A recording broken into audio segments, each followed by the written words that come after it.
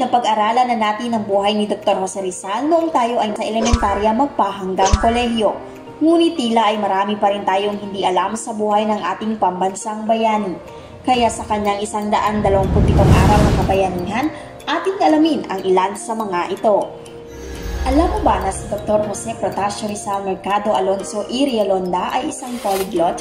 Siya ay nakakaalam at nakakagamit ng ilang wika. At kapag sinabi kong ilan, hindi 2, 3 o 4, kundi 22. Oo, nakakapagsulat o nakakapagsalita si Rizal ng 22 wika. Ito ay ang mga sumusunod.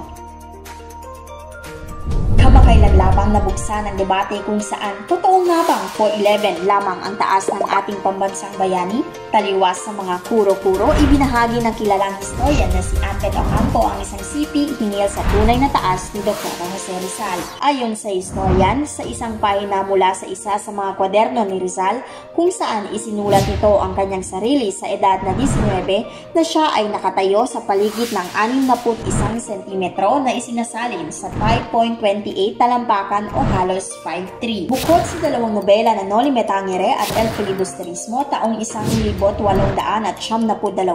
sinimula ni Rizal ang pagsulat ng kanyang ikatlo at hindi natapos na nobela bilang karugtong ng El Filibusterismo noong siya ay nasa Hong Kong. Sinimula ni Rizal ang aklat sa Tagalog at binigyan ng unang kabanata ng pamagat na Makamisa, na sa Ingles ay nangangahulugang After Mass. Nakasentro ang makamisa sa masamang ugali na si Padre Agaton, kura ng bayan. Ang dami pa siguro nating hindi nalalaman tungkol kay Rizal. Kulang ang Disyembre 30 para lamang gunitain at pag-usapan ang husay at impluensya ng ating magiting na bayani. At yan ay ilan lamang sa mga trivia mula sa buhay ni Rizal. Mula dito sa himpilan ng 11 Infantry Division sa ating mga kapwa bayani, ako ang inyong alagdan trooper, Private Manuel, para sa Trivia of the Week.